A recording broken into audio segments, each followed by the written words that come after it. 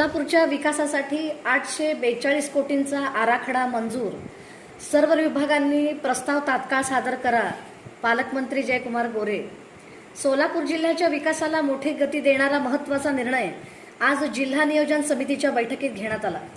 पालकमंत्री जयकुमार गोरे यांच्या अध्यक्षतेखाली सन 2026-27च्या जिल्हा वार्षिक योजनेसाठी 842 कोटी रुपयांचा प्रारूप आराखड्याला मंजुरी देण्यात आली।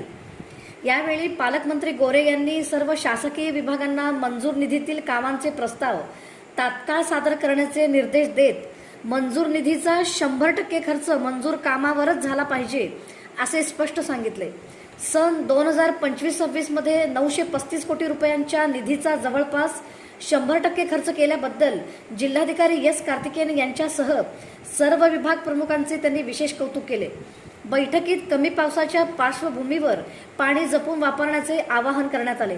तसेच शेतकऱ्यांच्या मागणीनुसार शेती पंपांना आता दररोज 5 तास वीज पुरवठा करण्याचे निर्देश देण्यात आल्याची माहितीही पालकमंत्र्यांनी दिली।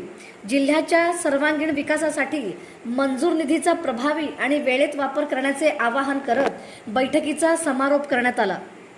तो पाऊस झाल्यानंतर थोडासा दिलासा आज आपल्याला मिळालेला आहे।